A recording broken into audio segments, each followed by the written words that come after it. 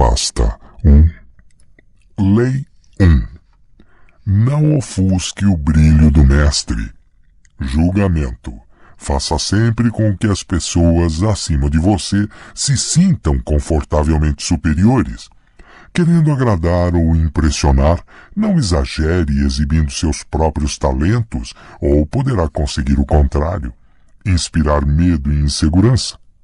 Faça com que seus mestres pareçam mais brilhantes do que são na realidade, e você alcançará o ápice do poder. A lei transgredida. Nicolas Fouquet, ministro das Finanças de Luís XIV nos primeiros anos do seu reinado, era um homem generoso que gostava de festas pródigas, mulheres bonitas e poesia. Gostava também de dinheiro, visto o seu estilo de vida extravagante. Fouquet era inteligente e indispensável para o rei, portanto, quando o primeiro-ministro, Jules Mazarin, morreu em 1661, o ministro das Finanças esperava ser nomeado seu sucessor. Mas o rei decidiu abolir esse posto.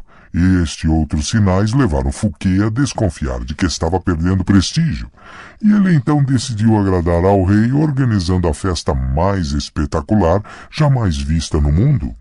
Aparentemente a festa era para comemorar o término da construção do castelo de Fouquet, Vaux-le-Vicomte, mas a sua verdadeira função era prestar uma homenagem ao rei, convidado de honra. A nobreza mais ilustre da Europa e alguns dos grandes intelectuais da época, La Fontaine, La Rochefoucauld, Madame de Sévigné, estavam presentes. Molière escreveu uma peça para a ocasião, na qual ele mesmo deveria representar no encerramento da noite. A festa começou com um farto jantar de 7 pratos, alguns vindos do Oriente e jamais provados na França, assim como outros criados especialmente para aquela noite. A refeição foi acompanhada de música encomendada por Fouquet para homenagear o rei. Depois do jantar, havia um passeio pelos jardins do castelo. Os pátios e fontes de Vaux-le-Vicomte seriam a inspiração para Versalhes.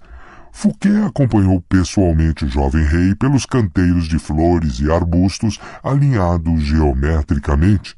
Chegando aos canais dos jardins, eles assistiram a espetáculos de fogos de artifício, seguidos da representação da peça de Molière.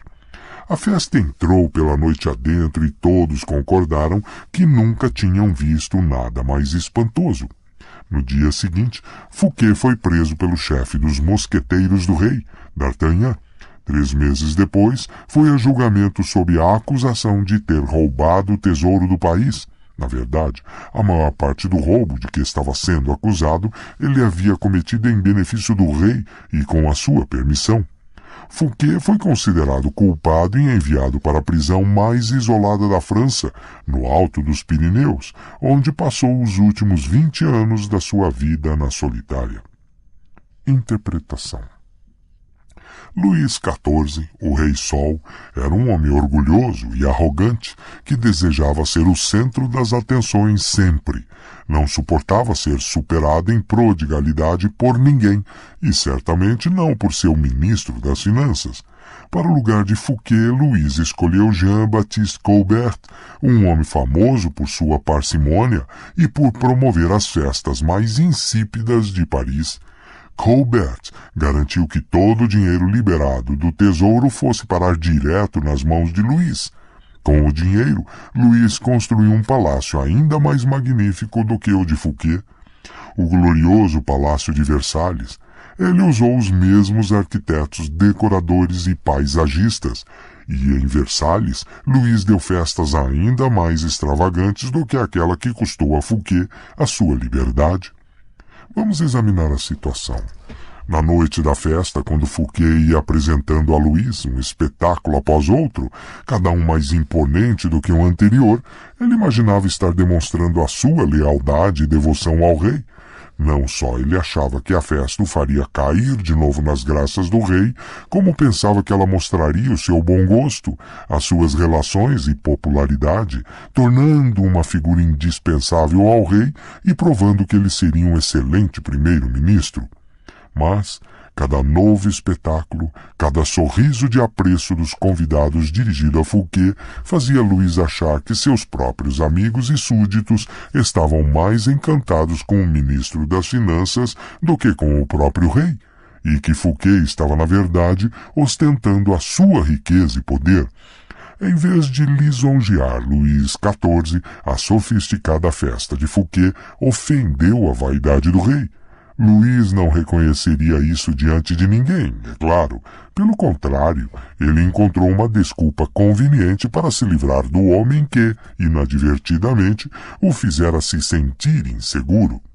É este o destino, de uma forma ou de outra, de todos aqueles que desestabilizam a noção de identidade do mestre, cutucam a sua vaidade ou o fazem desconfiar da própria superioridade. No início da noite, Fouquet estava no topo do mundo. Quando ela terminou, ele estava no chão. Voltaire, 1694-1778. A lei observada. No início do século XVII, o matemático e astrônomo italiano Galileu se viu numa situação precária. Ele dependia da generosidade dos grandes governantes para apoiar a sua pesquisa e, portanto, como todos os cientistas do Renascimento, às vezes presenteava com suas invenções e descobertas os principais patronos da época. Certa ocasião, por exemplo, ele ofereceu uma bússola militar que havia inventado ao Duque de Gonzaga. Depois dedicou um livro explicando o uso da bússola aos Médici. Ambos os governantes ficaram gratos e, por intermédio deles, Galileu conseguiu arranjar mais alunos. Mas não importava o tamanho da descoberta, seus patronos costumavam lhe pagar com presentes, não com dinheiro. Isto resultava numa vida de constante insegurança e dependência. Devia haver um jeito mais fácil, ele pensou. Galileu achou uma nova estratégia em 1610, quando descobriu as luas de Júpiter. Em vez de dividir a descoberta entre seus patronos, como havia feito no passado, dando a um telescópio que havia usado, dedicando a outro um livro e assim por diante, ele decidiu se concentrar exclusivamente nos Médici. Ele os escolheu por um motivo. Pouco depois de estabelecer a dinastia dos Médici em 1540, Cosimo I tinha escolhido Júpiter, o mais poderoso dos deuses, como seu símbolo, um símbolo de poder que ia além da política e dos bancos, um símbolo que estava associado à Roma antiga e às suas divindades. Galileu transformou a sua descoberta das luas de Júpiter num acontecimento cósmico homenageando a grandiosidade dos Médici.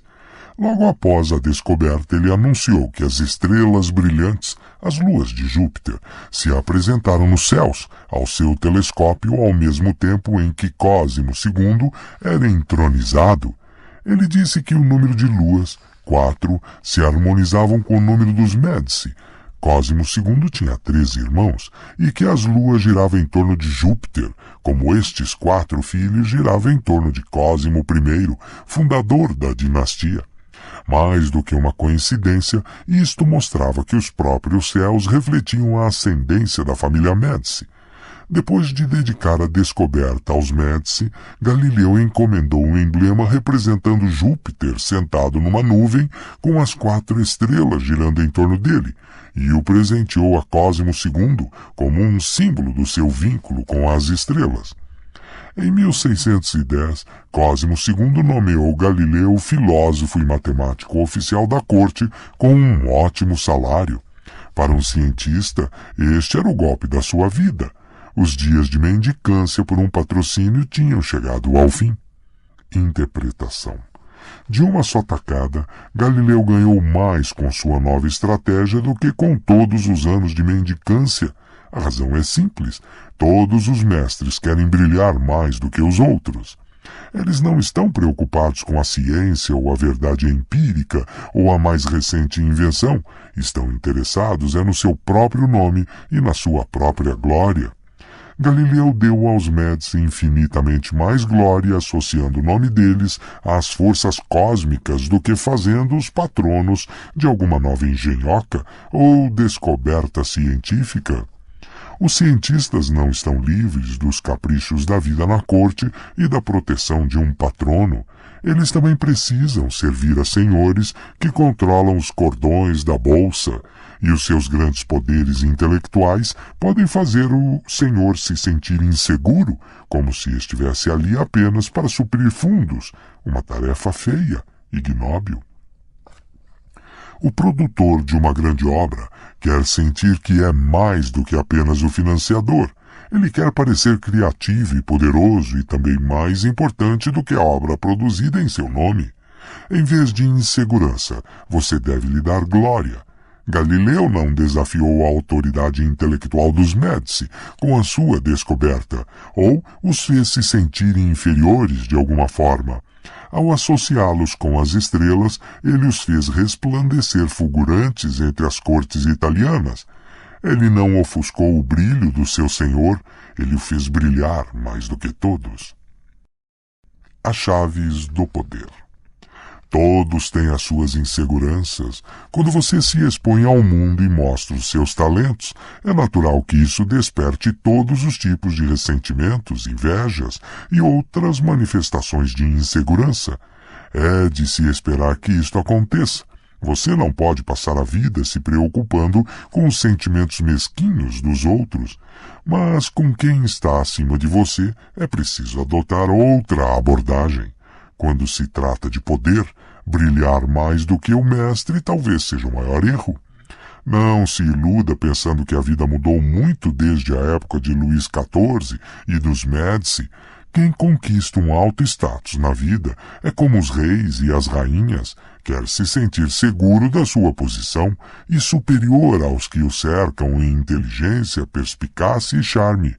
É uma falha de percepção mortal, porém comum, acreditar que exibindo e alardeando seus dons e talentos, você está conquistando o afeto do Senhor. Ele pode fingir apreço, mas na primeira oportunidade vai substituir você por alguém menos brilhante, menos atraente, menos ameaçador, assim como Luís XIV substituiu o reluzente Fouquet pelo apagado Colbert.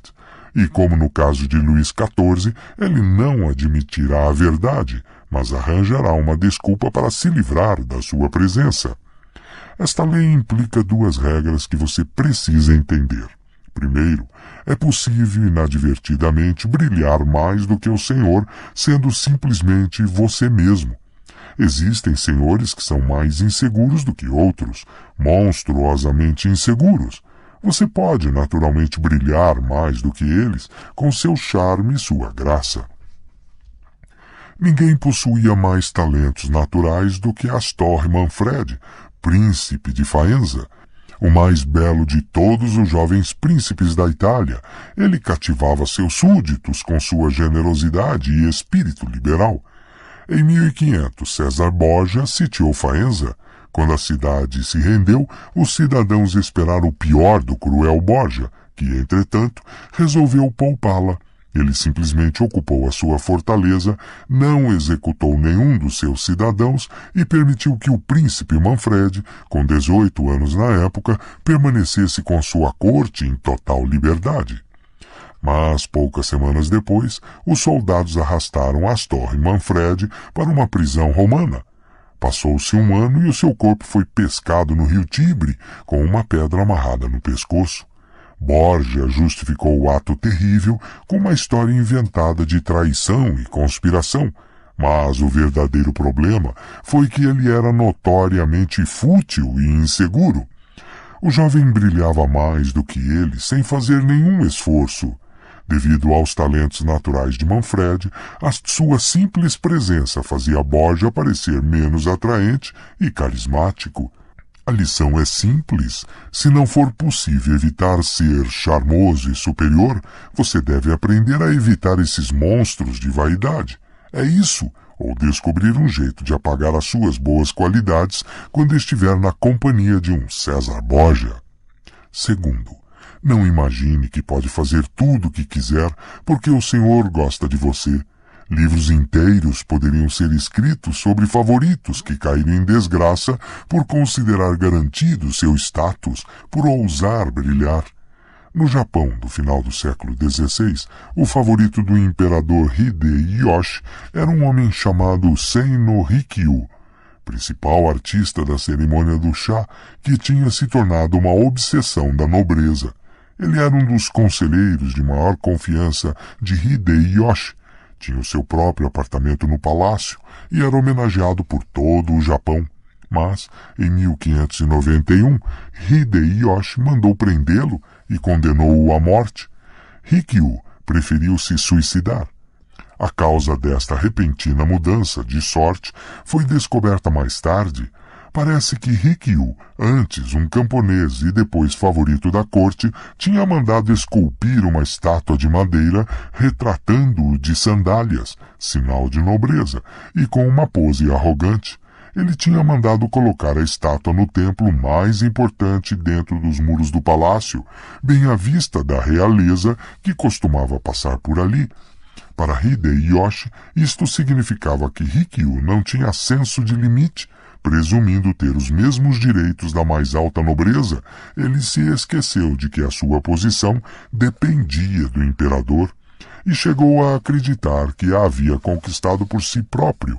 Este foi um erro de cálculo imperdoável e ele pagou com a vida.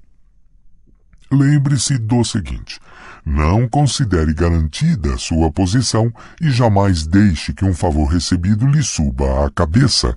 Sabendo dos perigos de brilhar mais do que o seu senhor, você pode tirar vantagem desta lei.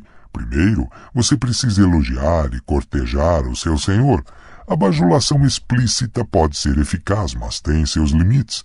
É por demais direta e óbvia, e causa má impressão nos outros cortesãos. Cortejar discretamente é muito mais eficaz. Se você é mais inteligente do que o seu senhor, por exemplo, aparente o oposto. Deixe que ele pareça mais inteligente do que você, mostre ingenuidade, faça parecer que você precisa da habilidade dele, cometa erros inofensivos que não afetarão você a longo prazo, mas lhe darão chance de pedir a sua ajuda. Os senhores adoram essas solicitações.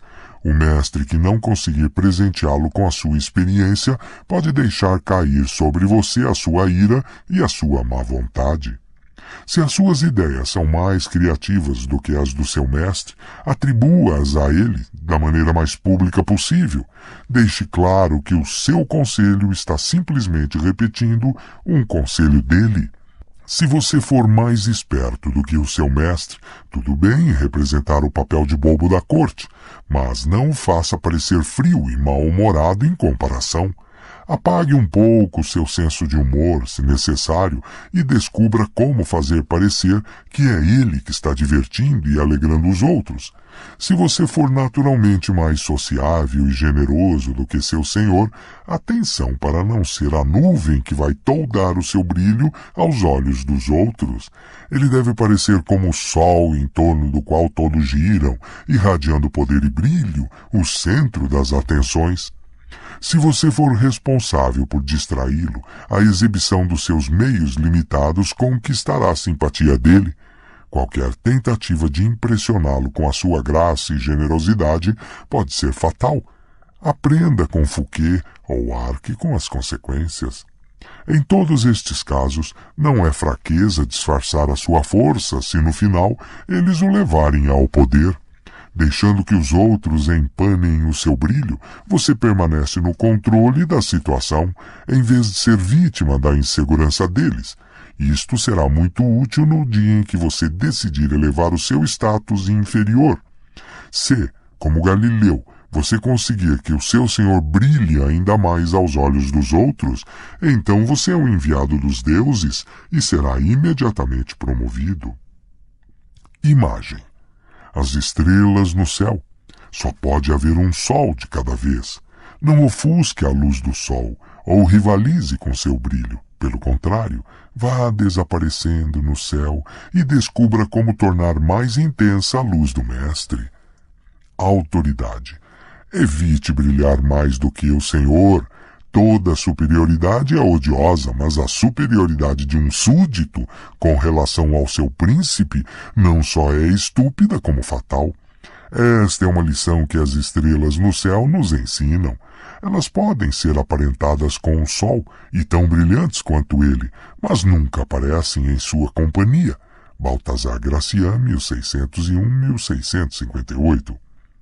O inverso. Você não pode ficar se preocupando em não aborrecer todas as pessoas que cruzam o seu caminho, mas deve ser seletivamente cruel. Se o seu superior é uma estrela cadente, não há perigo nenhum em brilhar mais do que ele. Não tenha misericórdia. Se seu senhor não teve escrúpulos na sua própria ascensão a sangue frio até o topo, calcule a força dele. Se for fraco, apresse discretamente a sua queda. Supere-o, seja mais encantador, mais inteligente do que ele nos momentos-chave. Se ele for muito fraco e estiver prestes a cair, deixe a natureza seguir o seu curso. Não arrisque brilhar mais do que um superior frágil. Pode parecer crueldade ou despeito. Mas se o seu senhor está firme na sua posição e você sabe que é mais capaz do que ele, tenha paciência e espere um momento mais propício. O curso natural das coisas é o poder acabar enfraquecendo.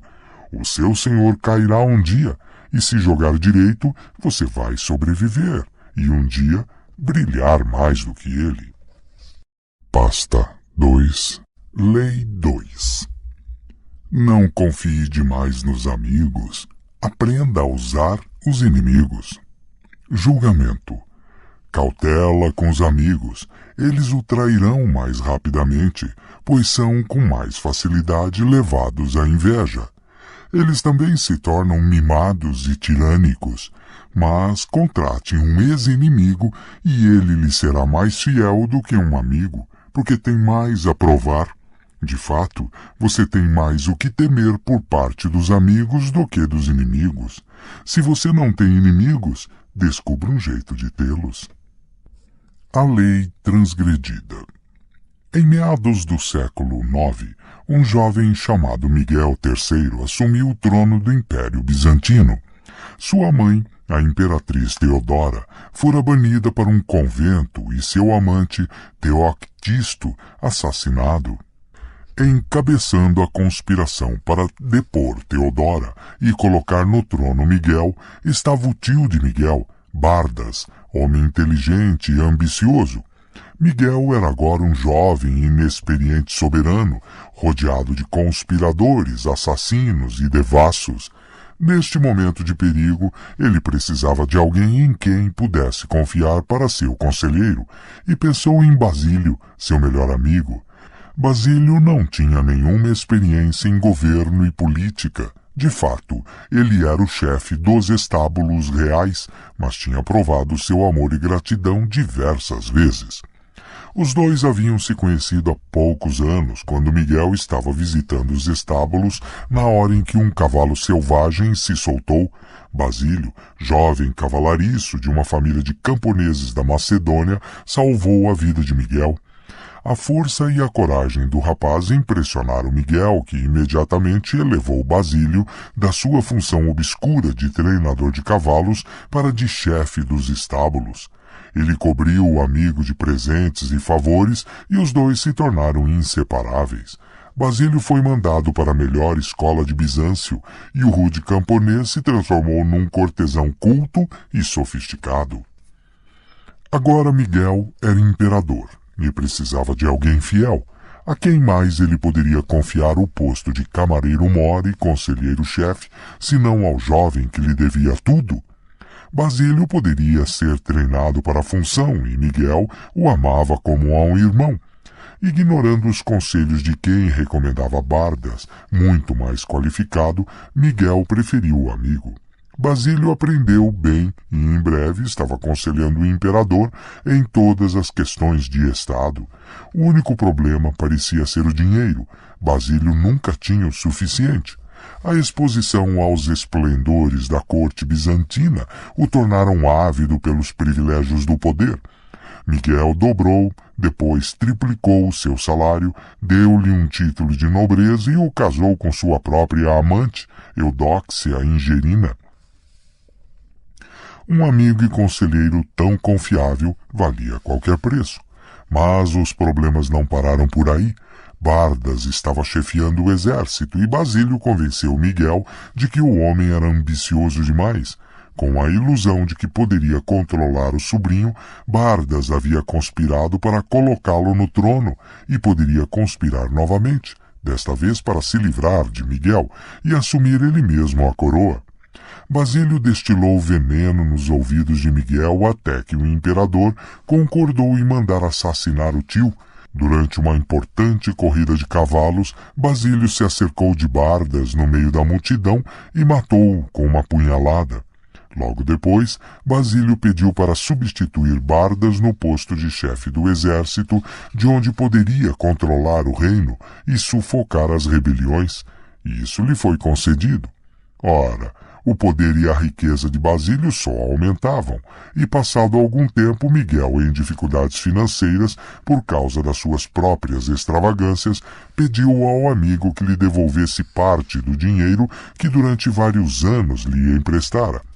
Para espanto de Miguel, Basílio recusou com tamanha desfaçatez que o imperador percebeu de repente a encrenca em que se metera. O ex-cavalariço tinha mais dinheiro, mais aliados no exército e no senado e, no final, mais poder do que o próprio imperador. Passadas algumas semanas, depois de uma noitada bebendo muito, Miguel acordou cercado de soldados. Basílio ficou assistindo enquanto eles matavam a punhaladas o imperador.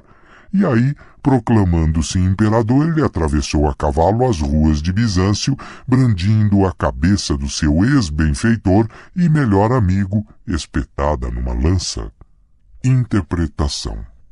Miguel III apostou seu futuro na gratidão que ele achava que Basílio deveria sentir por ele. Sem dúvida, Basílio lhe serviria melhor. Ele devia ao imperador a sua fortuna, a sua educação e a sua posição. Depois, uma vez Basílio no poder, tudo o que ele precisasse era melhor lhe dar, reforçando os vínculos entre os dois homens. Só naquele dia fatídico, ao ver o sorriso descarado no rosto de Basílio, é que o imperador percebeu o erro fatal que tinha cometido. Havia criado um monstro, tinha permitido que um homem visse o poder de perto, um homem que depois quis mais, que pediu tudo e conseguiu, que se sentiu carregando o peso da caridade que recebera e simplesmente fez o que muita gente faz nessa situação. Esqueceu os favores que recebeu e imaginou ter conquistado o sucesso por seus próprios méritos. No momento da revelação, Miguel ainda poderia ter salvo a sua vida, mas a amizade e o amor cegam os homens e eles não enxergam o que é do seu próprio interesse. Ninguém acredita que um amigo possa trair, e Miguel continuou não acreditando até o dia em que a sua cabeça foi parar na ponta de uma lança. Senhor, proteja-me dos meus amigos, que dos meus inimigos cuido eu. Voltaire, 1694-1778. A lei observada. Durante vários séculos após a queda da dinastia Han, 222 d.C., a história da China seguiu o mesmo modelo de violência e golpes sangrentos, um após o outro. O exército conspirava para matar um imperador fraco, depois o substituía no trono do dragão por um general forte. O general iniciava uma nova dinastia e se coroava imperador. Para garantir a própria sobrevivência, ele matava os generais, seus companheiros. Alguns anos depois, entretanto, o modelo voltava a funcionar. Novos generais se sublevavam e o matavam, ou matavam seus filhos. Ser imperador da China era ser uma pessoa solitária, cercada por um bando de inimigos. Era o posto de menos poder, de menos segurança do reino. Em 959 d.C., o general Shao Ka-Wang-Yin se tornou imperador Sung. Ele sabia das suas chances, da probabilidade de, em um ano ou dois, ser assassinado. Como romper com esse modelo? Logo depois de se tornar imperador, Sung ordenou um banquete para comemorar a nova dinastia e convidou os comandantes mais poderosos do exército. Depois de beberem muito vinho, ele dispensou os guardas e todos os outros, exceto os generais, que agora temiam que ele os assassinasse a todos, de um só golpe. Em vez disso, ele falou: passo o dia inteiro com medo e me sinto infeliz tanto à mesa quanto na minha cama, pois quem de vocês não sonha em subir ao trono? Não duvido da sua aliança, mas se por acaso os seus subordinados, em busca de riqueza e posição, insistirem em colocar sobre seus ombros um manto amarelo, como vocês poderiam recusar? Bêbados e temendo por suas vidas, os generais proclamaram sua inocência e fidelidade, mas Sung tinha outras ideias. A melhor maneira de viver é usufruir pacificamente de riquezas e homenagens. Se vocês estiverem dispostos a renunciar aos seus comandos, estou pronto para lhes dar as melhores terras e as moradias mais belas, onde poderão ter o prazer da companhia de cantores e de moças. Os atônitos generais perceberam que, em vez de uma vida de lutas e ansiedades, Sung estava lhes oferecendo riqueza e segurança. No dia seguinte, todos os generais entregaram os seus pedidos de demissão e se retiraram para as terras que Sung lhes deu. De um só golpe, Sung transformou um bando de lobos que se diziam amigos, mas provavelmente o teriam traído, num grupo de dóceis ovelhas afastados de todo o poder. Nos anos seguintes, Sung continuou a campanha para garantir o seu governo. Em 971 d.C., o rei Liu de Han do Sul finalmente se rendeu depois de anos de rebelião. Para espanto de Liu, Sung lhe ofereceu um posto na corte imperial e o convidou a ir até o palácio para selarem com vinho a nova amizade. Segurando o copo que Sung lhe oferecia, o rei Liu hesitou, com medo de que estivesse envenenado. Os crimes de seus súditos certamente merecem a morte, gritou ele, mas eu imploro a sua majestade que poupe a vida do seu súdito. Na verdade, não ouso beber este vinho. O imperador Sung riu, pegou o copo de Liu e bebeu. Não estava envenenado. A partir daí, Liu se tornou o seu amigo mais leal e confiável. Na época, a China se dividia em muitos reinos menores. Quando Xian-Shu, rei de um deles, foi derrotado, os ministros de Sung aconselharam o imperador a trancafiar este rebelde. Eles apresentaram documentos provando que ele ainda conspirava para matar Sung. Quando Xian-Shu foi visitar o imperador, entretanto, em vez de prendê-lo, Sung o homenageou. Deu-lhe também um pacote que disse para o ex-rei abrir no caminho de casa. Xian-Shu abriu o pacote na viagem de volta e viu que continha todos os documentos sobre a sua conspiração. Percebeu que Sung sabia dos seus planos assassinos, mas mesmo assim o havia poupado. Esta generosidade o conquistou, e ele também passou a ser um dos súditos mais leais de Sung. Interpretação.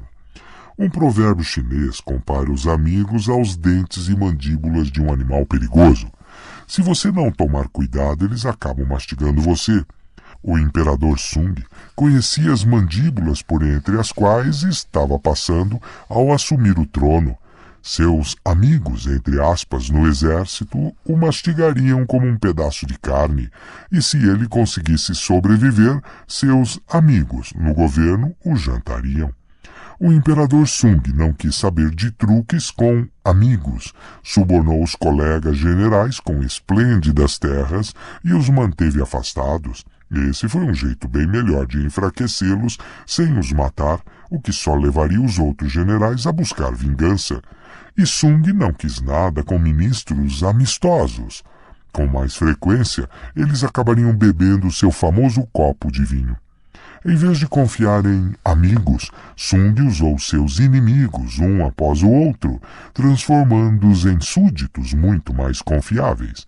Enquanto um amigo espera receber cada vez mais favores e ferve de inveja, esses antigos inimigos não esperavam nada e conseguiram tudo. Um homem que se vê poupado de repente da guilhotina é um homem grato, não há dúvida, e fará o impossível pelo homem que o perdoou. Com o tempo, estes ex-inimigos se tornaram os amigos mais fiéis de Sung. E Sung conseguiu finalmente romper com o modelo de golpes, violências e guerras civis. A dinastia Sung governou a China por mais de 300 anos. Em um discurso pronunciado no auge da Guerra Civil, Abraham Lincoln se referiu aos sulistas como seres humanos, companheiros que estavam no caminho errado. Uma senhora idosa o criticou por ele não os ter chamado de inimigos irreconciliáveis que precisavam ser destruídos. Por que, minha senhora? Lincoln respondeu, não destruo os meus inimigos quando os torno meus amigos? As chaves do poder. É natural querer entregar os amigos quando você mesmo está passando por dificuldades. O mundo é árido e os amigos o suavizam. Além do mais, você os conhece. Por que depender de um estranho quando se tem um amigo à mão? O problema é que nem sempre se conhece os amigos tão bem quanto se imagina. Eles costumam concordar para evitar discussões, disfarçam suas qualidades desagradáveis para não se ofenderem mutuamente, acham graça demais nas piadas uns dos outros. Visto que a honestidade raramente reforça a amizade, você talvez jamais saiba o que um amigo realmente sente. Eles dirão que gostam da sua poesia, adoram a sua música, invejam o seu bom gosto para se vestir. Talvez estejam sendo sinceros, com frequência não estão. Quando você decide contratar um amigo, aos poucos vai descobrindo as qualidades que ele, ou ela, estava escondendo. Curiosamente, é o seu ato de bondade que desequilibra tudo. As pessoas querem sentir que merecem a sorte que estão tendo. O recibo por um favor pode ser opressivo. Significa que você foi escolhido porque é um amigo, não necessariamente porque merece. Existe quase que um toque de condescendência no ato de contratar os amigos que no íntimo os aflige. O dano vai surgindo lentamente. Um pouco mais de honestidade, lampejos de inveja e ressentimento aqui e ali, e antes que você perceba, a amizade se foi. Quanto mais favores e presentes você distribuir para reavivar a amizade, menos gratidão receberá em troco. A ingratidão tem uma longa e profunda história. Ela tem demonstrado seus poderes há tantos séculos que é realmente interessante que as pessoas continuem subestimando-os. Melhor prestar atenção. Se você nunca espera a gratidão de um amigo, vai ter uma agradável surpresa quando eles se mostrarem agradecidos. O problema de usar ou contratar amigos é que isso inevitavelmente limitará o seu poder. É raro o amigo ser a pessoa mais capaz de ajudar você, e afinal, capacidade e competência são muito mais importantes do que sentimentos de amizade. Miguel III tinha um homem capaz de orientá-lo e mantê-lo vivo, bem diante do seu nariz. Esse homem era Bardas. Todas as situações de trabalho exigem uma certa distância entre as pessoas. Você está tentando trabalhar, não fazer amigos. A amizade, real ou falsa, só obscurece esse fato. A chave do poder, portanto, é a capacidade de julgar quem é o mais capaz de favorecer os seus interesses em todas as situações. Guarde os amigos para a amizade, mas para o trabalho prefira os capazes e competentes. Seus inimigos, por outro lado, são uma mina de ouro escondida que você deve aprender a explorar. Quando em 1807, Talleyrand, o primeiro-ministro de Napoleão, concluiu que seu chefe estava levando a França à ruína e que chegara a hora de se voltar contra ele, compreendeu os perigos de conspirar contra o imperador. Ele precisava de um parceiro, um confederado. Em que amigo lhe poderia confiar num projeto como esse? Ele escolheu Joseph Fouché, chefe da polícia secreta, seu inimigo mais odiado, um homem que até havia tentado fazer com que ele fosse assassinado. Ele sabia que o ódio antigo entre os dois criaria uma oportunidade para uma reconciliação emocional. Ele sabia que Fouché não esperaria nada dele e de fato se esforçaria para provar que era merecedor da escolha de Talleyrand. Uma pessoa que tem algo a provar moverá montanhas por você.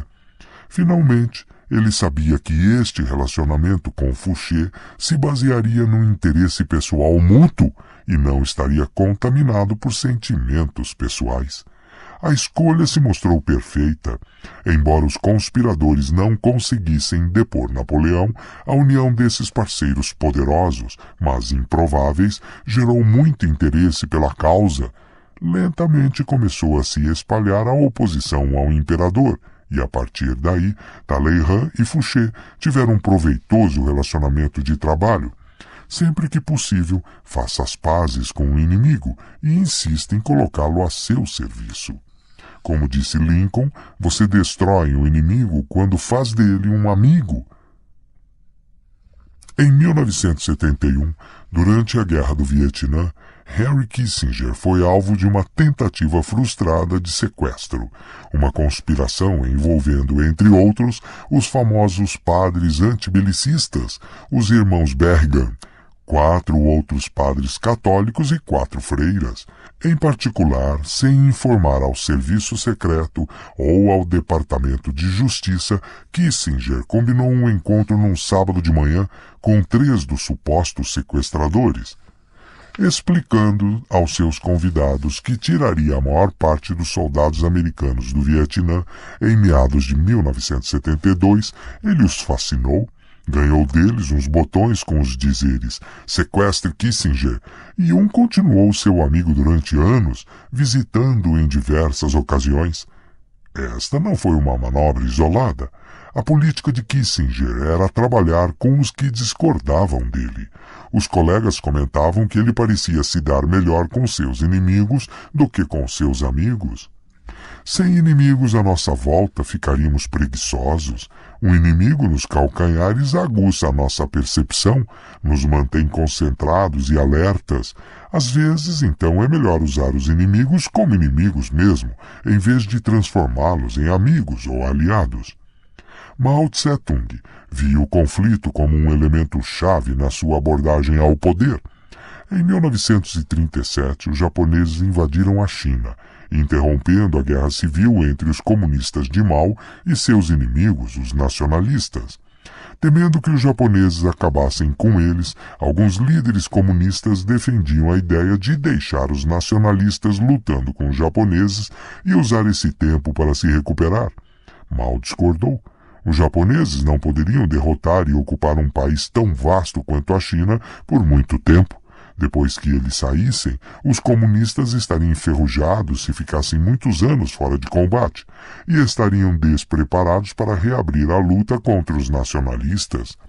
Enfrentar um inimigo formidável como os japoneses, de fato, seria o treinamento perfeito para o exército maltrapilho comunista. O plano de Mao foi adotado e funcionou. Quando os japoneses finalmente se retiraram, os comunistas tinham ganho a experiência de combate que os ajudou a derrotar os nacionalistas. Anos depois, um visitante japonês tentou se desculpar com Mao porque o seu país tinha invadido a China. Mao interrompeu. Ao contrário, não deveria eu lhe agradecer? Sem um adversário à altura, explicou ele, um homem e um grupo não pode se fortalecer. A estratégia de constantes conflitos adotada por Mao tem vários elementos-chave. Primeiro, certifique-se de que a longo prazo você vai sair vitorioso. Jamais entre em luta com quem você não tenha certeza de derrotar, como Mao sabia que era o que ia acontecer no final com os japoneses. Segundo, se você não tiver nenhum inimigo aparente, às vezes será preciso definir um alvo conveniente, até mesmo transformar um amigo em inimigo. Mao usou essa tática várias vezes na política.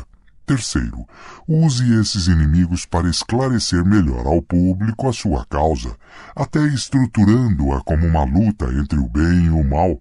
Na verdade, Mao incentivou o desacordo da China com a União Soviética e os Estados Unidos. Sem inimigos definidos, ele acreditava, seu povo perderia a noção do que era o comunismo chinês. Um inimigo nitidamente definido é um argumento muito mais forte a seu favor do que todas as palavras que você conseguir usar. Jamais deixe que a presença de inimigos o perturbe ou aflija. Você está muito melhor com um ou dois adversários declarados do que quando não sabe quem é o seu verdadeiro inimigo. O homem de poder aceita o conflito, usando o inimigo para melhorar a sua reputação como um lutador seguro, em que se pode confiar em épocas incertas. O inverso. Embora, em geral, seja melhor não misturar trabalho com amizade, há momentos em que um amigo pode ser mais eficaz do que um inimigo. Um homem de poder, por exemplo, frequentemente precisa fazer um trabalho sujo, mas para salvar as aparências é melhor deixar que outros façam isso por ele. Os amigos são os melhores, visto estarem dispostos a se arriscar pelo afeto que sentem por ele. Além disso, se os seus planos gorarem por algum motivo, o amigo é um bode expiatório muito conveniente. Esta queda do favorito, entre aspas, era um truque usado com frequência por reis e soberanos.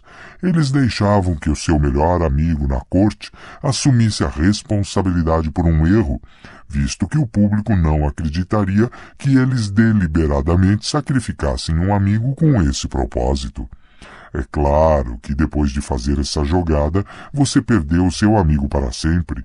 É melhor, portanto, reservar o papel de bode expiatório para alguém chegado a você, mas não muito.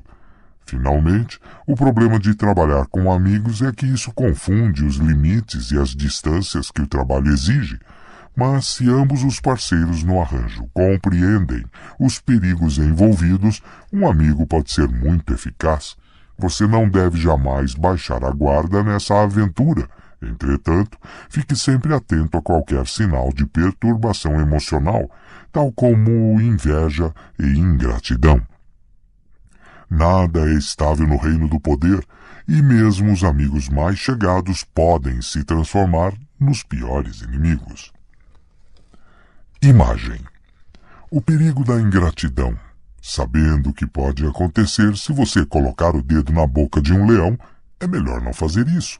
Com amigos você não terá tanta cautela, e se os contratar, eles o comerão vivo com a sua ingratidão. A autoridade. Saiba tirar vantagem dos inimigos.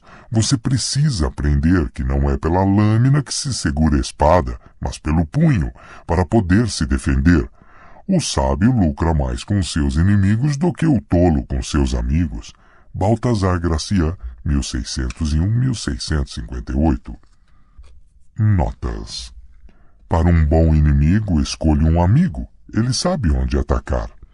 Diane de Poitiers, 1499-1566, amante de Henrique II, da França. Sempre que ofereço um posto vago, faço centenas de descontentes e um ingrato. Luís XIV, 1638-1715. Assim, eu mesmo já fui mais de uma vez iludido pela pessoa a quem mais amava e em cujo amor, acima de qualquer outra pessoa, eu mais confiava. Acredito, portanto, que seja certo amar e servir a uma pessoa mais do que a todas as outras, segundo o mérito e o valor. Porém, jamais confiar tanto nesta tentadora armadilha da amizade a ponto de ter de se arrepender mais tarde. Baldassare Castiglione, 1478-1529. A serpente, o fazendeiro e a garça. Uma serpente perseguida pelos caçadores pediu a um fazendeiro que salvasse a sua vida. Para escondê-la de seus perseguidores, o fazendeiro se agachou e permitiu que a serpente rastejasse para dentro de sua barriga. Mas quando o perigo passou e o fazendeiro pediu para a serpente sair, ela se recusou. Estava quente e seguro lá dentro. No caminho de casa, o fazendeiro viu uma garça, aproximou-se dela e lhe contou baixinho o que tinha acontecido. A garça lhe disse para se agachar e fazer força para botar o bicho para fora. Assim que a serpente espichou a cabeça, a garça agarrou-a com um bico e, puxando-a de lá de dentro, matou-a. O fazendeiro ficou preocupado com o medo de que o veneno da serpente ainda estivesse na sua barriga, e a garça lhe disse que para curar veneno de cobra era preciso cozinhar e comer 6 aves brancas. Você é uma ave branca, disse o fazendeiro. Para começar serve. Agarrou a garça, colocou-a numa sacola e a levou para casa, onde a pendurou enquanto contava para a mulher o que tinha acontecido. Você me surpreende, disse a mulher. A ave é boa com você. O livra de uma coisa ruim dentro da sua barriga. Na verdade, salva a sua vida. E você atrasa até aqui para matá-la. E imediatamente soltou a garça que saiu voando. Mas no caminho lhe bicou os olhos. Moral: se você vir o rio subindo o morro, é sinal de que alguém está retribuindo uma gentileza. Conto folclórico africano. Muita gente pensa que um príncipe sábio deveria, tendo oportunidade, incentivar astuciosamente uma inimizade, de forma que, ao eliminá-la, ele possa aumentar a sua grandeza. Os príncipes, especialmente os novos, encontraram mais fé e utilidade naqueles homens a quem, no início do seu poder, viam com suspeita, do que naqueles em que começaram confiando. Pandolfo Petrucci, príncipe de Siena, governou seu estado mais com aqueles de quem desconfiava do que com os outros. Nicolau Maquiavel, 1469-1527. Um Brahmane, grande especialista nos Vedas e que também foi um ótimo arqueiro, oferece os seus serviços ao seu bom amigo, que agora é o rei. O Brahmane grita ao ver o rei: "Reconheça-me, meu amigo." O rei lhe responde com desprezo e depois explica: "Sim, já fomos amigos, mas nossa amizade se baseava no poder que tínhamos. Eu era seu amigo, bom Brahmane, porque era do meu interesse. Nenhum pobre é amigo do rico, nenhum tolo do sábio, nenhum covarde do corajoso. Um velho amigo, quem precisa dele? Só dois homens de igual riqueza e berço ficam amigos e se juntam, não um homem rico e outro pobre. Um velho amigo, quem precisa dele? Mahabharata, século III, provavelmente antes de Cristo. Colha uma abelha por bondade, e verá as limitações da bondade. Provérbio Sufi. Os homens apressam-se mais a retribuir um dano do que um benefício, porque a gratidão é um peso e a vingança um prazer. Tácito, aproximadamente 55 a 120 depois de Cristo. Lucrando com os inimigos. Aconteceu certa vez que o rei Hiero, falando com um dos seus inimigos, foi recriminado por ter mau hálito. O rei, então, tanto constrangido, assim que chegou em casa, ralhou com a mulher. "Como é que você nunca me falou sobre isso?" A mulher, uma dama simples, casta e inofensiva, disse: "Senhor, pensei que todos os homens tivessem o hálito com esse cheiro."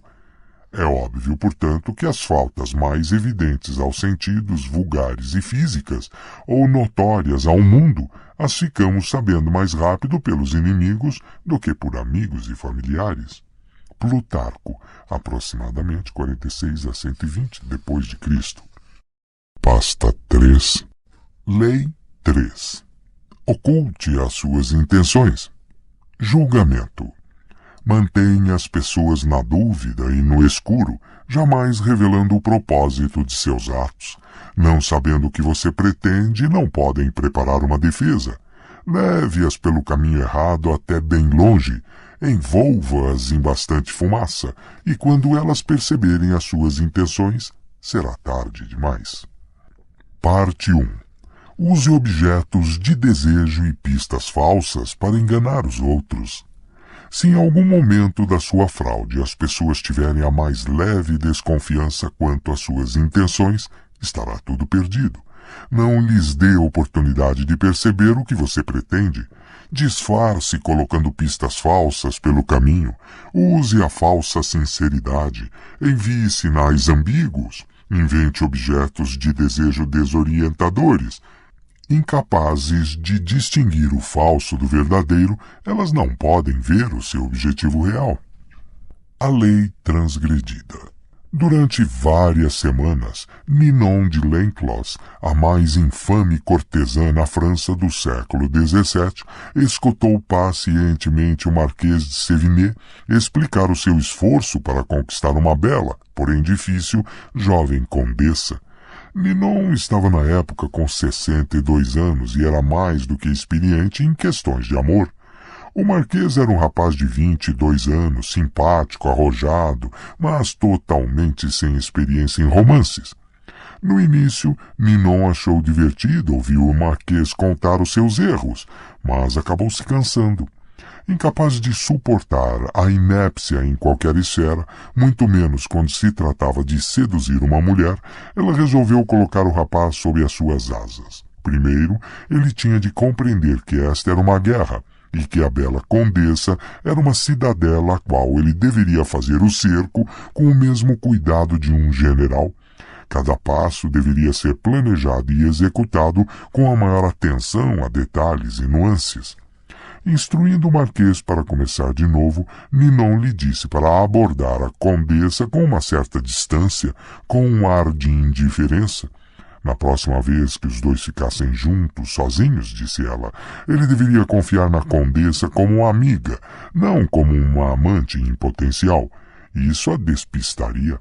A condessa não teria mais como certo o interesse dele por ela. Talvez ele só estivesse interessado numa amizade. Ninon planejou com antecedência. Assim que a condessa se mostrasse confusa, seria a hora de despertar os seus ciúmes. No encontro seguinte, numa grande festa em Paris, o Marquês surgiria acompanhado por uma bela e jovem mulher. Esta bela mulher tinha amigas igualmente belas, de forma que sempre que a condessa olhasse para o Marquês, ele estaria rodeado pelas mulheres mais estonteantes de Paris. Não só a condessa se roeria de ciúmes, como passaria a ver o Marquês como alguém que as outras desejavam. Foi difícil Ninon fazer o Marquês compreender isso, mas com toda a paciência ele explicou que a mulher que está interessada num homem quer ver que outras mulheres têm o mesmo interesse. Não só isso confere a ele um valor imediato, como dá ainda mais satisfação arrancá-lo das garras delas. Tão logo a condessa ficasse com ciúmes, mas intrigada, seria a hora de distraí-la. Segundo as instruções de Ninon, o Marquês deixaria de comparecer onde a condessa esperasse vê-lo. Depois, de repente, ele apareceria em salões que nunca frequentara antes, mas que a condessa costumava ir sempre. Ela não poderia prever os movimentos dele. Tudo isso a colocaria num estado de confusão emocional que é o pré-requisito para a sedução bem-sucedida. Tudo isso foi feito e levou várias semanas. Ninon monitorava o progresso do Marquês. Com sua rede de espionagem, ela soube que a condessa estava rindo mais das suas piadas, ouvindo com mais atenção as suas histórias. Soube que, de repente, a condessa estava fazendo perguntas sobre ele. Suas amigas lhe disseram que nas reuniões sociais a condessa frequentemente procurava pelo Marquês, acompanhando seus passos. Ninon tinha certeza de que a jovem mulher estava caindo no feitiço do rapaz. Agora era uma questão de semanas, talvez um mês ou dois, mas se tudo corresse bem, a cidadela viria abaixo. Dias depois o Marquês foi à casa da condessa. Estavam sozinhos. De repente, ele era outro homem, desta vez seguindo seus próprios impulsos e não as instruções de Ninon. Ele segurou as mãos da condessa e lhe declarou seu amor. A jovem mulher pareceu confusa, reação pela qual ele não esperava. Ela foi delicada, mas se desculpou afastando-se. Pelo resto da noite ela evitou o seu olhar e não estava lá para se despedir quando ele foi embora. Nas poucas vezes em que ele voltou a visitá-la, disseram-lhe que ela não estava. Quando ela finalmente o recebeu, os dois se sentiram estranhos e constrangidos um com o outro. O feitiço se quebrara. Interpretação. Ninon sabia tudo sobre a arte de amar. Os grandes escritores, pensadores e políticos da época tinham sido seus amantes, homens como La Rochefoucauld, Molière e Richelieu. A sedução era um jogo para ela que devia ser praticado com habilidade. Quando ela ficou mais velha e a sua reputação mais conhecida, as famílias mais importantes da França lhe enviavam os filhos, varões, para serem instruídos em matéria de amor. Ninon sabia que o homem e a mulher são muito diferentes, mas quando se trata de sedução, ambos sentem a mesma coisa. Bem lá no fundo, quase sempre percebem que estão sendo seduzidos, mas cedem porque gostam da sensação de estarem sendo levados. É um prazer se entregar, deixando que o outro o leve a passear por uma terra estranha. Tudo na sedução, entretanto, depende de sugestão. Você não pode anunciar suas intenções ou revelá-las diretamente com palavras. Pelo contrário, precisa despistar. Para que alguém se entregue à sua orientação, deve estar adequadamente confuso. Você tem que embaralhar os seus sinais, aparentar interesse em outro homem ou mulher, à isca, depois sugerir estar interessado no alvo, aí fingir indiferença repetidas vezes. Esses comportamentos não confundem apenas, eles excitam. Imagine esta história do ponto de vista da condessa. Depois de alguns movimentos do marquês, ela percebeu que ele estava fazendo uma espécie de jogo, mas o jogo a agradou. Ela não sabia para onde ele a estava levando, mas era melhor assim. Os movimentos dele a intrigavam. Cada um a mantinha na expectativa do próximo. Ela até gostou do ciúme, da confusão, porque às vezes qualquer emoção é melhor do que a monotonia da segurança. Talvez o marquês tivesse outros motivos. A maioria dos homens tem.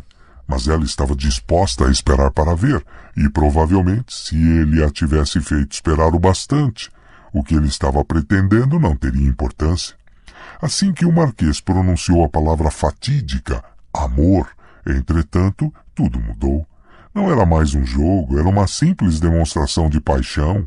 Suas intenções se revelaram. Ele a estava seduzindo, e isto colocava tudo o que ele tinha feito sob uma nova luz. Tudo que antes fora encantador agora parecia feio e conivente. A condessa se sentiu constrangida e usada. Fechou-se uma porta para sempre. Não deixe que o vejam como um impostor, mesmo que hoje seja impossível não o ser. Que a sua maior esperteza esteja em dissimular o que parece ser esperteza. Baltazar Gracian, 1601-1658. A lei observada. Em 1850, o jovem Otto von Bismarck, na época com 35 anos de idade e representante no parlamento prussiano, passava por um momento decisivo na sua carreira. Os assuntos do dia eram a unificação dos muitos estados, inclusive a Prússia, em que a Alemanha estava então dividida, e uma guerra contra a Áustria, a poderosa vizinha ao sul, que esperava manter a Alemanha fraca e em desvantagem, até ameaçando intervir se eles tentassem se unir. O príncipe Guilherme, o próximo na linha de sucessão ao trono da Prússia, era a favor da guerra, e o parlamento cerrava fileiras em torno da causa, preparado para apoiar uma mobilização das tropas. Os únicos contrários à guerra eram o atual rei, Frederico Guilherme IV, e seus ministros, que preferiam contentar os poderosos austríacos. Em toda a sua carreira, Bismarck foi um leal e até apaixonado defensor da força e do poder prussiano. Ele sonhava com a unificação alemã em declarar a guerra contra a Áustria e humilhar o país que durante tanto tempo manteve a Alemanha dividida. E, soldado, ele via a guerra como um negócio glorioso. Este, afinal de contas, era o homem que anos mais tarde diria: as grandes questões da época serão decididas não com discursos e resoluções, mas com ferro e sangue.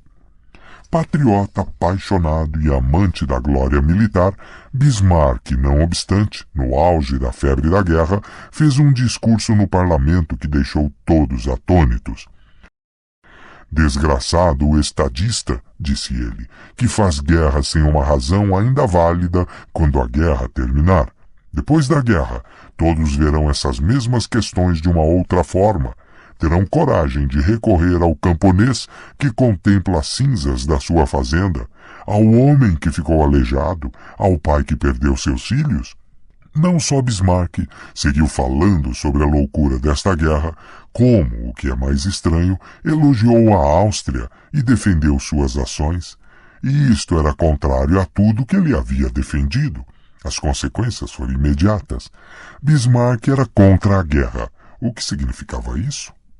Os outros representantes estavam confusos. Vários mudaram seus votos. No final, o rei e seus ministros ganharam e evitou-se a guerra.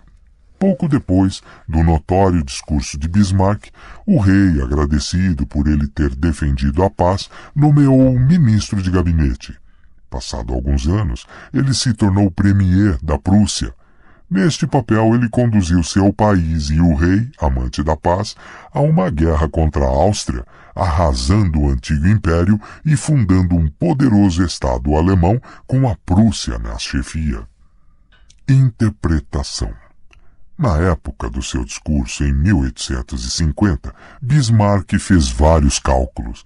Primeiro, ele percebeu que o exército prussiano, que não acompanhara o ritmo dos outros exércitos europeus, não estava preparado para a guerra. Que a Áustria, de fato, poderia muito bem vencer, um resultado desastroso para o futuro.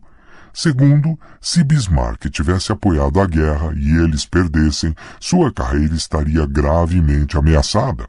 O rei e seus ministros conservadores queriam a paz. Bismarck queria o poder. A solução era despistar as pessoas apoiando uma causa que ele detestava, dizendo coisas de que ele riria se estivessem saindo da boca de outra pessoa. Enganou-se um país inteiro. Foi devido ao discurso de Bismarck que o rei o nomeou ministro, posição de onde, rapidamente, ascendeu a de primeiro-ministro, conquistando o poder necessário para reforçar o exército prussiano e conseguir o que ele sempre quis, humilhar a Áustria e unificar a Alemanha sob a liderança da Prússia. Bismarck foi certamente um dos estadistas mais astutos, um mestre da estratégia e da dissimulação. Ninguém desconfiou do que ele estava armando neste caso. Se ele tivesse anunciado suas verdadeiras intenções, argumentando que era melhor esperar e lutar mais tarde, não teria ganho a discussão, porque a maioria dos prussianos desejava guerra naquele momento e acreditava erroneamente que o seu exército era superior ao austríaco.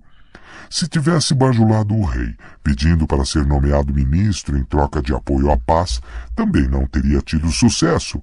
O rei teria desconfiado da sua ambição e duvidado da sua sinceridade. Sendo totalmente insincero e enviando sinais falsos, entretanto, ele enganou todo mundo, escondeu seus propósitos e conseguiu tudo o que queria. Tal é o poder de se ocultar intenções. As chaves do poder. As pessoas, na sua maioria, são como um livro aberto.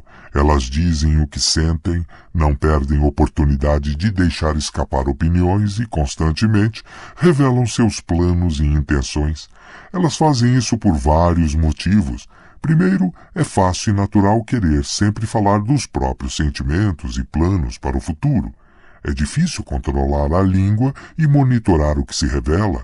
Segundo, muitos acreditam que, sendo honestos e francos, estão conquistando o coração das pessoas e mostrando a sua boa índole. Eles estão imensamente iludidos. A honestidade é, na verdade, uma faca sem fio, mais sangra do que corta. A sua honestidade provavelmente vai ofender os outros. É muito mais prudente medir as suas palavras, dizer às pessoas o que elas querem ouvir, em vez da verdade nua e crua, que é o que você sente ou pensa. Mais importante, sendo despudoradamente franco, você se torna tão previsível e familiar que é quase impossível inspirar respeito ou temor, e a pessoa que não desperta esses sentimentos não acumula poder. Se você deseja poder, põe imediatamente a honestidade de lado e comece a treinar a arte de dissimular suas intenções. Domine a arte e você prevalecerá sempre. Elementar para a habilidade de ocultar as próprias intenções é uma simples verdade sobre a natureza humana. Nosso primeiro instinto é sempre o de confiar nas aparências. Não podemos sair por aí duvidando da realidade do que vemos e ouvimos. Imaginar constantemente que as aparências ocultam algo mais nos deixaria exaustos e aterrorizados. Isto faz com que seja relativamente fácil ocultar as próprias intenções. Basta acenar com um objeto que você parece desejar, um objetivo que você parece querer alcançar. diante dos olhos das pessoas e elas tomarão a aparência como realidade. Uma vez com os olhos fixos na isca, elas não notarão o que você está realmente pretendendo. Na sedução, dê sinais conflitantes, tais como desejo e indiferença, e você não só os despistará, como inflamará o seu desejo de possuir você. Uma tática que funciona com frequência quando se quer armar uma pista falsa é parecer estar apoiando uma ideia ou causa que, na verdade, contraria o que você sente. Bismarck a usou com muita eficácia no seu discurso de 1850. A maioria vai achar que você mudou de ideia, visto não ser comum brincar com tamanha leviandade, com coisas tão carregadas de emoção como as suas próprias opiniões e valores. O mesmo se aplica a um objeto do desejo usado como chamariz. Pareça querer alguma coisa pela qual não está nem um pouco interessado, e seus inimigos perderão o rumo, calculando tudo errado. Durante a Guerra da Sucessão Espanhola, em 1711, o Duque de Marlborough, chefe do exército inglês, queria destruir um forte francês importantíssimo que protegia uma estrada vital para a entrada na França. Mas ele sabia que, ao destruí-lo, os franceses perceberiam o que ele queria, avançar por aquela estrada. Em vez disso, ele simplesmente capturou o forte e o guarneceu com algumas das suas tropas, como se o desejasse para algum propósito particular. Os franceses atacaram o forte e o duque deixou que ele fosse reconquistado. Novamente de posse do forte, entretanto, eles o destruíram, imaginando que o duque tinha alguma razão importante para querer ficar com ele. Agora o forte não existia mais, o caminho estava livre, e Marlborough pôde facilmente entrar na França. Use essa tática da seguinte maneira: não esconda suas intenções se fechando, com o risco de parecer misterioso e deixar as pessoas desconfiadas, mas falando sem parar sobre seus desejos e objetivos, só que não os verdadeiros. Você matará 3 coelhos com uma só cajadada. Vai parecer uma pessoa cordial, franca e confiável, ocultará suas intenções e deixará seus rivais atordoados tentando achar inutilmente uma coisa que levarão tempo para descobrir. Outra ferramenta eficaz para colocar as pessoas desorientadas é a falsa sinceridade. Elas confundem facilmente sinceridade com honestidade. Lembre-se, o primeiro instinto é o de confiar nas aparências, e como as pessoas valorizam a honestidade e querem acreditar na honestidade dos que a cercam, raramente irão duvidar de você ou perceber o que você está fazendo. Parecer que está acreditando no que você mesmo diz dá um grande peso às suas palavras. Foi assim que Iago enganou e destruiu Otelo, diante da intensidade das suas emoções, da aparente sinceridade da sua preocupação com a suposta infidelidade de Desdémona, como Otelo poderia desconfiar dele. Foi assim também que o grande charlatão, Yellow Kid, veio, tapou os olhos das suas vítimas, parecendo acreditar tanto no objeto isca que acenava diante deles, um cavalo falso, um cavalo de corrida apresentado como uma barbada. Ficava difícil duvidar da sua realidade. Claro que é importante não exagerar nessa área. A sinceridade é uma arma traiçoeira. Aparente estar apaixonado demais e despertará suspeitas. Seja uma pessoa comedida e em que se possa acreditar, ou a sua artimanha parecerá a fraude que ela é.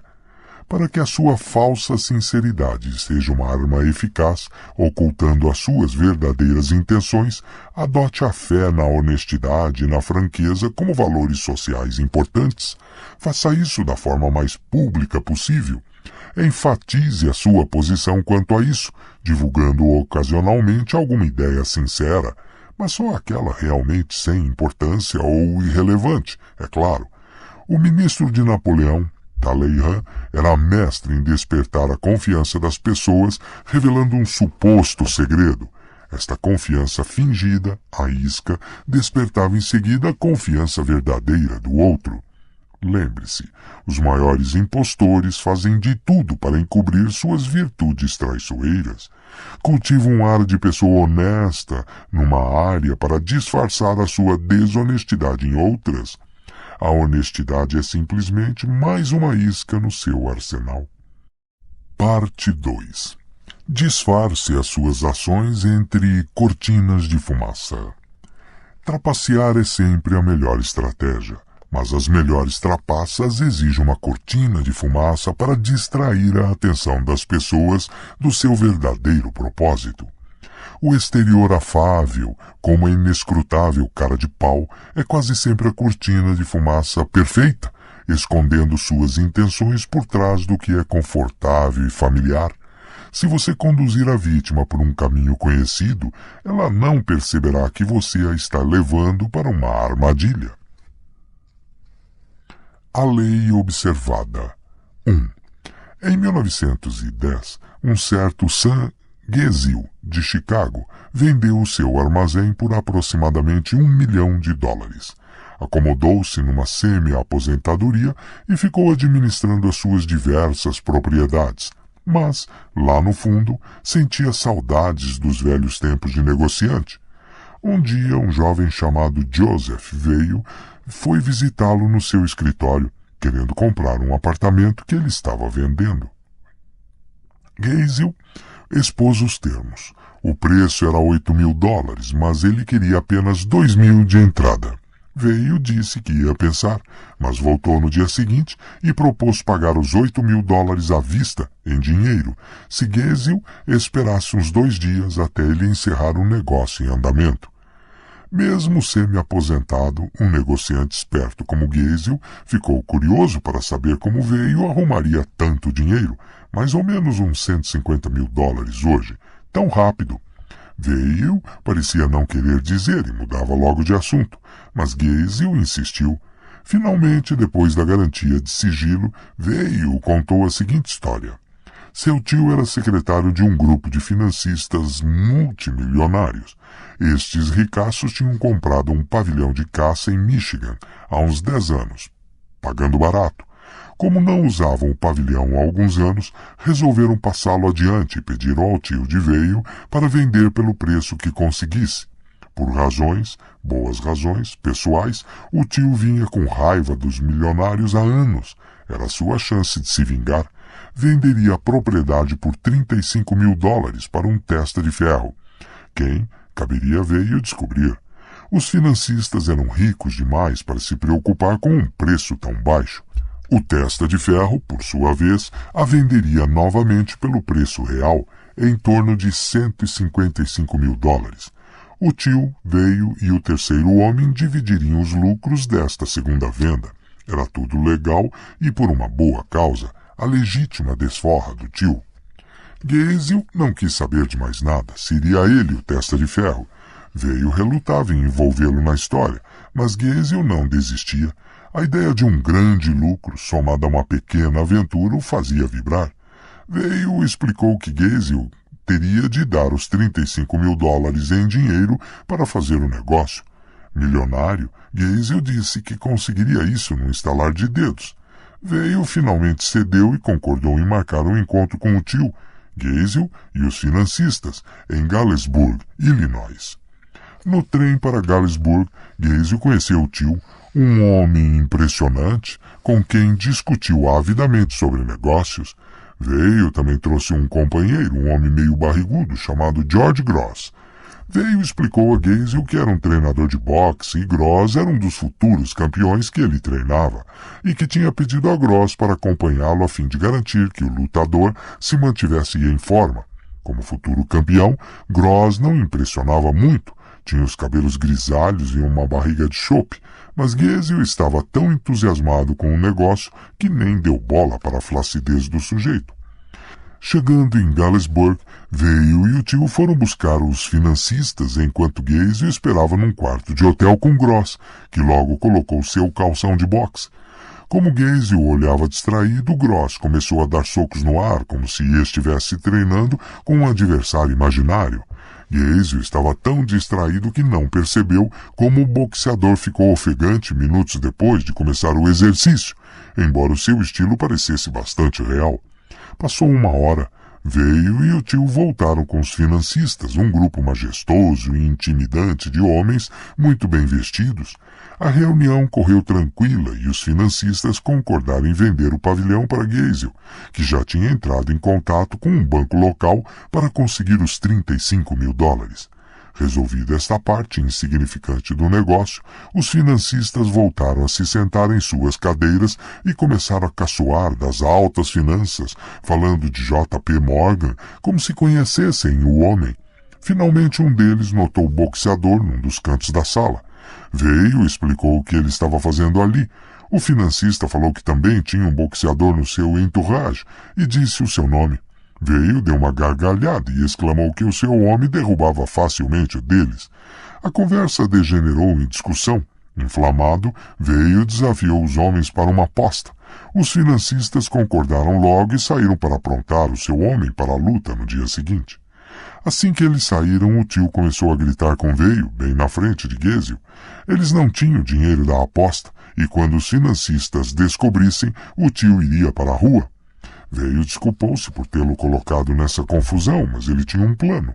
Conhecia bem o outro boxeador, e com um pequeno suborno a luta estava ganha.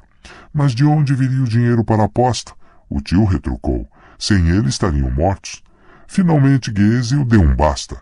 Não querendo que a má vontade colocasse em risco o seu negócio, ofereceu seus próprios $35.000 em dinheiro como parte da aposta. Se perdesse, conseguiria mais no banco e ainda lucrava com a venda do pavilhão. O tio e o sobrinho agradeceram. Com os seus $15.000 e os 35.000 de Gaze, teriam bastante para a aposta. Naquela noite, enquanto olhava os dois boxeadores ensaiando o arranjo no quarto do hotel, Gaze ia calculando mentalmente o seu lucro com a luta e a venda do pavilhão. A disputa foi num ginásio no dia seguinte. Veio, administrou o dinheiro que por segurança foi trancado num cofre. Tudo estava acontecendo como planejado no quarto do hotel. Os financistas olhavam sombrios o péssimo desempenho do seu lutador, e Gaze sonhava com o dinheiro fácil que estava prestes a ganhar. Mas aí, de repente, uma lateral violenta do lutador dos financistas atingiu Gross firme no rosto, jogando-o no chão. Ao cair na lona, o sangue jorrava da sua boca. Um dos financistas, médico aposentado, conferiu o pulso. Estava morto. Os milionários entraram em pânico. Tinham que sair dali antes que a polícia chegasse. Todos eles poderiam ser acusados de assassinato. Aterrorizado, Gaze escapuliu correndo do ginásio, voltando logo para Chicago, largando para trás os $35.000 de que se esqueceu com muito gosto, pois lhe parecia pouco para se livrar do envolvimento num crime. Não quis mais ver Veio ou qualquer um dos outros novamente. Depois que Gaze saiu correndo, Gross se levantou sozinho. O sangue que tinha esguichado da sua boca era de uma bola cheia de sangue de galinha e água quente que ele escondera na bochecha. A farsa toda tinha sido engendrada por Veio, melhor conhecido como o Yellow Kid, um dos charlatões mais criativos da história. Veio dividiu os $35.000 com os financistas e os boxeadores, todos impostores, um lucro bem razoável por alguns dias de trabalho. Interpretação. Yellow Kid tinha escolhido Gaze como a vítima perfeita muito antes de montar a farsa. Ele sabia que a luta de boxe seria o ardil perfeito para separar Gaze rápido e definitivamente do seu dinheiro, mas sabia também que, se tivesse começado tentando interessar Gaze pela luta de boxe, teria falhado redondamente. Ele tinha de ocultar as suas intenções e desviar a atenção, criar uma cortina de fumaça, neste caso a venda do pavilhão de caça. No trem, no quarto do hotel, a cabeça de Gaze tinha estado totalmente ocupada com um negócio iminente, o dinheiro fácil, a chance de privar com homens ricos.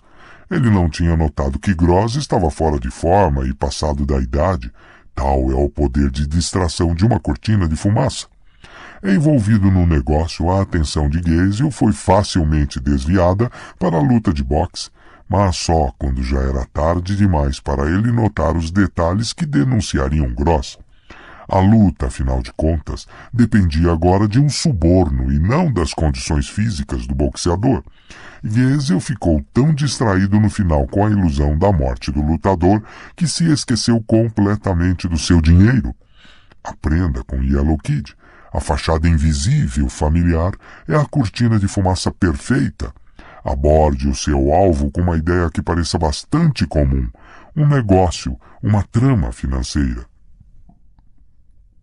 A mente da vítima se distrai, a sua desconfiança se aquieta. É aí que você o guia gentilmente para a estrada secundária, a rampa escorregadia por onde ele cai de vez na sua armadilha. A lei observada. 2. Entre 1920 e 1930, os poderosos senhores da guerra na Etiópia começaram a perceber que um jovem nobre chamado Haile Selassie, também conhecido como Rastafari, estava vencendo todos eles e prestes a poder se proclamar seu líder, unificando o país pela primeira vez em muitas décadas. A maioria dos seus rivais era incapaz de compreender como este homem fino, tranquilo e delicado tinha conseguido assumir o controle. Mas em 1927, Selassie conseguiu convocar os comandantes dos exércitos, um de cada vez, para ir a Addis Abeba, jurar fidelidade e reconhecê-lo como líder. Alguns se apressaram, outros hesitaram, mas só um, Dejasmash Balcha, de Sidamo, ousou desafiar Selassie totalmente. Homem tempestuoso, Balcha era um grande guerreiro e considerava o novo líder fraco e indigno. De propósito, ele se manteve longe da capital. Finalmente, Selassie, da sua maneira gentil, porém firme, ordenou que Balcha se apresentasse. O comandante resolveu obedecer, mas viraria a mesa desse pretendente ao trono etíope.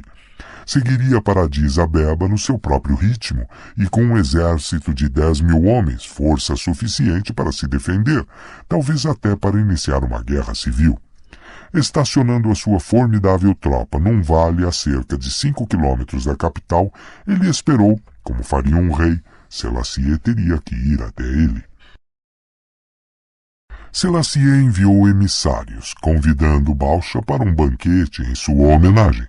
Mas Balcha, que não era nenhum tolo, conhecia a história.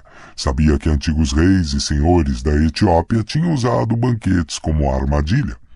Uma vez lá, e bêbado, Selassie o mandaria prender ou matar.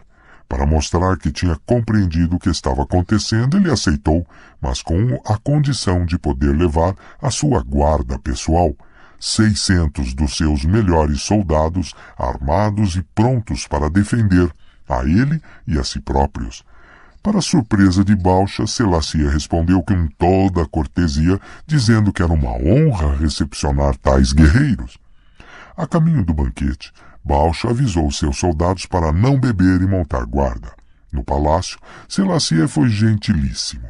Tratou Balcha com respeito, como se precisasse desesperadamente da sua aprovação e cooperação. Mas Balcha se recusou a ser seduzido e avisou Selassie que se ele não voltasse ao acampamento ao anoitecer, seu exército tinha ordens para atacar a capital. Selassie reagiu como se tivesse ficado magoado com a sua desconfiança. Durante a refeição, na hora das canções tradicionais em homenagem aos líderes etíopes, ele fez questão de que se cantassem apenas as que homenageavam o general de Sidamo.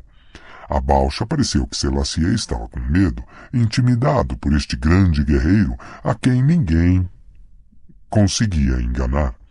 Percebendo a mudança, Balcha acreditou que ele é quem daria as cartas no futuro.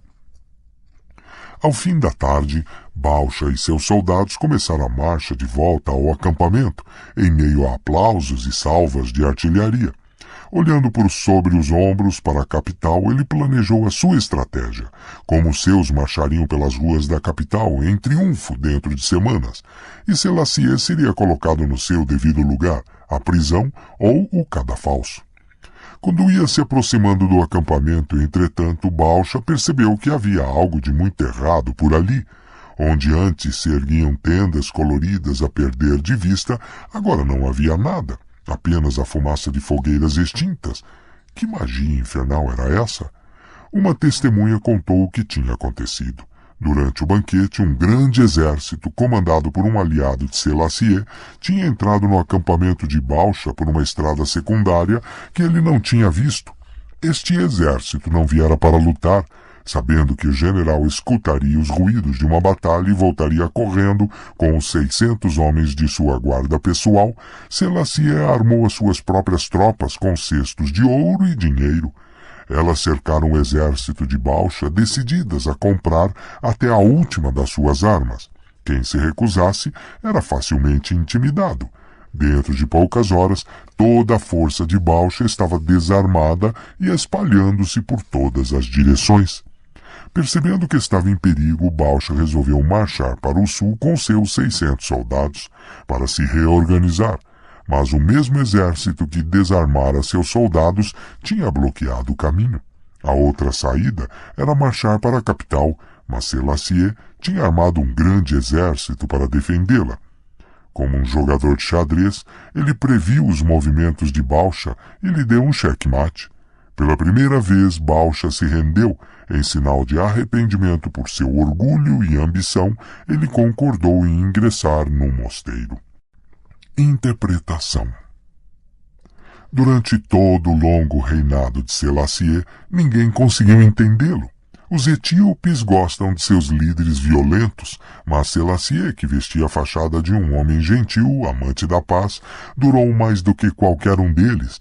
Jamais zangado ou impaciente, ele atraía suas vítimas com sorrisos amáveis, seduzindo-os com charme e subserviência antes de atacar. No caso de Balcha, Selassie jogou com a prudência do homem a sua desconfiança de que o banquete fosse uma armadilha, o que de fato foi. Mas não uma que ele estava esperando. A sua maneira de acalmar os temores de Balcha, deixar que ele levasse os seus guarda-costas ao banquete, dar-lhe ampla publicidade, permitir que ele achasse que estava controlando a situação, criou uma espessa cortina de fumaça, escondendo a ação real que acontecia a quilômetros de distância. Lembre-se, os paranoicos e desconfiados são os mais fáceis de enganar. Conquiste a sua confiança numa área e você terá a cortina de fumaça que turva a visão deles em outra, deixando que você se aproxime de manso e os arrase com um golpe devastador. Um gesto prestativo ou aparentemente honesto, ou que sugira a superioridade do outro, estas são táticas diversionistas perfeitas. Adequadamente montada, a cortina de fumaça é uma arma poderosíssima. Ela permitiu que o gentil Selassie destruísse totalmente o seu inimigo sem disparar uma só bala. Não subestime o poder de Tafari. Ele se move furtivamente como um rato, mas tem mandíbulas de leão. As últimas palavras de Balcha antes de entrar para o mosteiro. As chaves do poder. Se você acha que trapaceiros são aquela gente pitoresca que ilude com mentiras elaboradas e histórias incríveis, está muito enganado. Os maiores impostores são os que utilizam uma fachada suave e invisível que não chama a atenção. Eles sabem que gestos e palavras extravagantes levantam logo suspeita. Pelo contrário, eles envolvem o seu objetivo numa aura familiar, banal, inofensiva. Nas negociações de Hello Kid veio com Sangésio, o familiar era um negócio. No caso etíope, foi a subserviência ilusória de Selassie, exatamente o que Balcha esperaria de um general mais fraco. Depois que você tiver atraído a atenção das suas vítimas para o familiar, elas não notarão a fraude que está ocorrendo pelas suas costas. A origem disso está numa verdade muito simples. As pessoas só conseguem focalizar uma coisa de cada vez.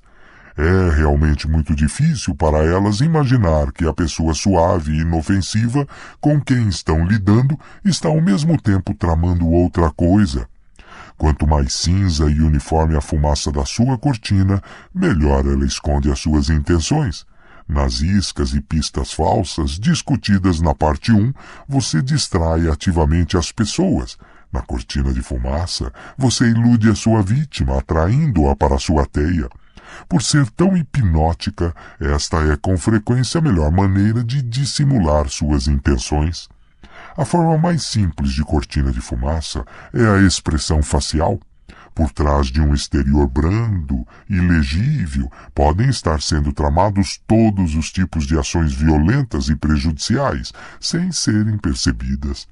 Esta é uma arma que a maioria dos homens poderosos na história aprendem a usar à perfeição. Dizia-se que ninguém era capaz de ler o rosto de Franklin D. Roosevelt. O barão James Rothschild teve por hábito, durante toda a sua vida, disfarçar o que estava realmente pensando com sorrisos afáveis e olhares indefiníveis. Stendhal escreveu a respeito de Talleyrand: jamais um rosto serviu tão pouco de barômetro. Henry Kissinger fazia seus adversários numa mesa de negociação chorar de tédio. Com seu tom de voz monótono, seu olhar inexpressivo, seus detalhamentos intermináveis. E aí, quando já estavam com o olhar esgazeado, eles os atingia de repente, com uma relação de termos ousados.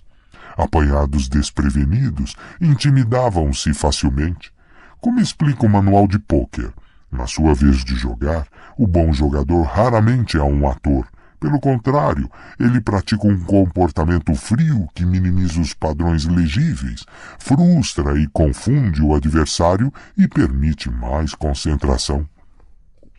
Um conceito adaptável. A cortina de fumaça pode ser praticada em vários níveis, todos jogando com os princípios psicológicos da distração e da desorientação. Uma das cortinas de fumaça mais eficazes é o gesto nobre. As pessoas querem acreditar que gestos aparentemente nobres são autênticos, porque é uma crença agradável. Elas raramente notam como eles enganam. O comerciante de peças de arte Joseph Duvain se viu certa vez diante de um terrível problema. Os milionários que pagavam tão bem por seus quadros não tinham mais tanto espaço nas suas paredes, e com os impostos sobre herança subindo cada vez mais, parecia pouco provável que continuassem comprando. A solução foi a National Gallery of Art, em Washington, D.C., que Duvain ajudou a criar em 1937, conseguindo que Andrew Mellon doasse a sua coleção. A National Gallery era a fachada perfeita para Duvain. Num só gesto, seus clientes fugiam aos impostos, abriam espaço nas paredes para novas aquisições e reduziam o número de quadros no mercado, mantendo a pressão que aumentava o seu preço. Tudo isto enquanto os doadores aparentavam ser benfeitores da sociedade. Outra cortina de fumaça eficaz é o padrão, quando se estabelece uma série de ações que seduzem a vítima e a fazem acreditar que as coisas continuarão sempre da mesma maneira. O padrão joga com a psicologia da expectativa. Nosso comportamento se encaixa no padrão, ou assim gostamos de pensar. Em 1878, o barão ladrão americano Jay Gould criou uma empresa que começou a ameaçar o monopólio da companhia de telégrafos Western Union. Os diretores da Western Union resolveram comprar a empresa de Gould. Foi preciso dispor de uma quantia considerável, mas eles achavam que tinham conseguido se livrar de um irritante adversário. Poucos meses depois, entretanto, Gould estava lá de novo, queixando-se de que fora tratado injustamente. Ele abriu uma segunda empresa para competir com a Western Union e a sua nova aquisição. A mesma coisa voltou a acontecer. A Western Union comprou a empresa para fazer com que ele calasse a boca. Logo, o padrão voltou a se repetir pela terceira vez, mas agora Gould atacou na jugular. De repente ele iniciou, e logo conseguiu, uma sangrenta tomada de controle hostil da Western Union. Ele tinha estabelecido um padrão que iludia os diretores da empresa, fazendo-os achar que o seu objetivo era ser comprado por um preço razoável. Depois de comprar, eles relaxavam e não percebiam que estavam, na verdade, apostando mais alto. O padrão funciona muito bem porque a pessoa se ilude esperando o contrário do que você está realmente fazendo. Outra fraqueza psicológica que serve de base para se construir uma cortina de fumaça é a tendência que as pessoas têm de confundir aparência com realidade. A ideia de que se alguém parece fazer parte do seu grupo é porque faz realmente. Este hábito faz da camuflagem uma fachada muito eficaz. O truque é simples. Você simplesmente se mistura com as pessoas ao seu redor. Quanto mais você se misturar, menos suspeito se tornará. Durante a Guerra Fria das décadas de 1950 e 1960, como hoje se sabe, muitos funcionários públicos britânicos passaram informações secretas para os soviéticos. Ninguém descobriu nada durante anos porque eles eram, aparentemente, sujeitos honestos, tinham frequentado boas escolas e se adequavam perfeitamente ao modelo da rede de ex-alunos de escolas de prestígio. A mistura é a cortina de fumaça perfeita para espionagem. Quanto mais você se misturar, melhor conseguirá disfarçar suas intenções. Lembre-se, é preciso paciência e humildade para apagar as suas cores brilhantes e colocar a máscara da pessoa insignificante. Não se desespere por ter de usar esta máscara apagada. Quase sempre é a sua ilegibilidade que atrai os outros e faz você parecer poderoso. Imagem: a pele da ovelha. A ovelha não saqueia, a ovelha não engana. A ovelha é magnificamente tola e dócil. Com a pele da ovelha nas costas, a raposa entra direto no galinheiro. Autoridade. Já ouviu falar de um general muito hábil que pretende surpreender uma cidadela anunciando seus planos ao inimigo? Oculte os seus propósitos e esconda o seu progresso. Não revele a extensão dos seus objetivos até ser impossível se opor a eles, até terminar o combate. Conquiste a vitória antes de declarar a guerra. Em resumo, imite aqueles guerreiros cujas intenções ninguém sabe, exceto o país destruído por onde eles passaram. Ninon de Lenclos, 1623-1706. O inverso.